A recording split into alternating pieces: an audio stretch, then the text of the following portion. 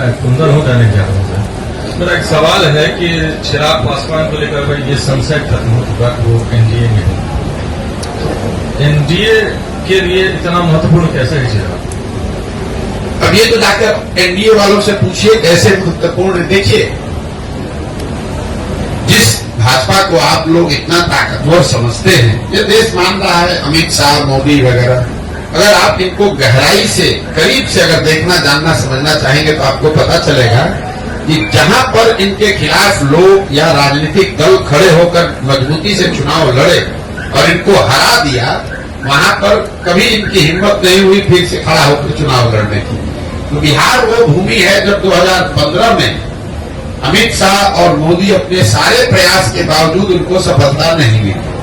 और वो जो डर है, वो इतना बड़ा डर है हारने का। जब आपको ज्यादातर जगह पर आसान जीत मिलती है तो कहीं पर जब आप हार जाते हैं तो आप उससे डरते बहुत ज्यादा है। तो कहीं न कहीं भाजपा को ये डर है, भाजपा की लीडरशिप को, कि बिहार की जो राजनीतिक मैं कहूंगा पृष्ठभूमि है, यहाँ का जो सोशल फैब्रिक है, जो यहाँ समाजवाद की जड़ें हैं, वो इतनी मजबूत हैं या इतनी गहरी हैं कि भाजपा के लिए इतना आसान नहीं है कि पूरे बिहार को अपने एक मोदी के स्लोगन पर जीत लिया जाए। ऐसा उनको लगता है। सच्चाई क्या है ये तो भगवान जाने, लेकिन ऐसा उनको लगता है। इसीलिए वो इस तरह के गठबंधन, जैसे नीतीश कुमार के लिए अभी कुछ महीना पहले आकर यही अमित शाह ने मंच से खड़े होकर कहा कि बिहार की जनता, एक एक आदमी सुन लीजिए, चुनाव से पहले या बाद किसी भी हालत में नीतीश कुमार को वापस नहीं लिया जाएगा।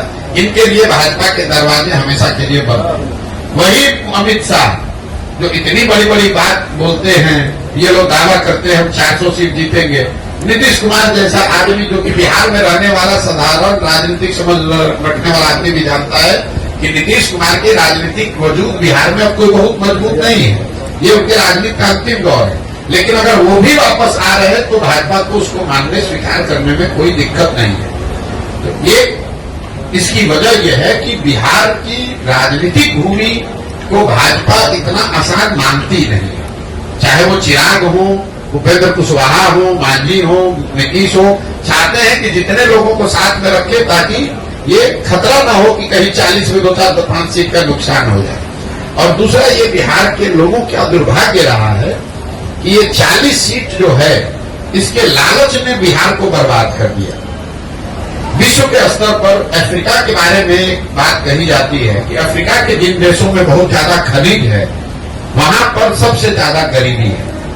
उसको मिनरल कर्स कहा जाता है, क्योंकि वहां इतना खनिज है कि उसी को लूटने के लिए, उससे कमाने के लिए दुनिया भर के लोग जाकर वहां लूटपाट मचाते हैं। उसी तरह बिहार की हालत है।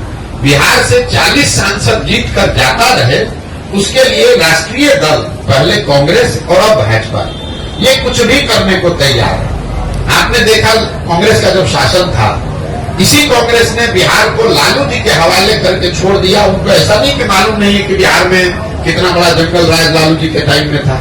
ऐसा तो नहीं मालूम है कि उनको कांग्रेस को पता नहीं था कि बिहार सबसे गरीब और पिछड़ा राज्य था। मनमोहन सिंह जी इतने बड़े कम्युनिस्ट थे, उनको ये पता नहीं था कि बिहार में कितनी परेशानी बदहाली है।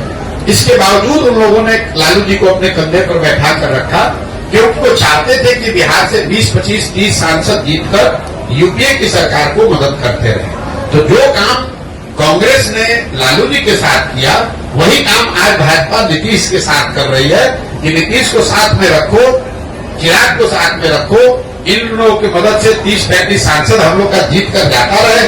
उसके बाद बिहार में जो होता रहे उससे कोई दिक्कत नहीं। बिहार के पूरे बच्चे मजदूर बने रहे, कोई दिक्कत नहीं है। बिहार में गरीबी बदहाली हो, कोई दिक्कत नहीं हो। बिहार के बच्चे जब गुजरात जाए तो उसको बिहारी कहकर उसका मजाक उड़ाए, गाली दे, लेकिन बिहार से 35-40 सांसद हम लोग का जीत कर जाता रहे। ये जो सोच है, ये जो लालच है, यही इन चीजों को कराता है।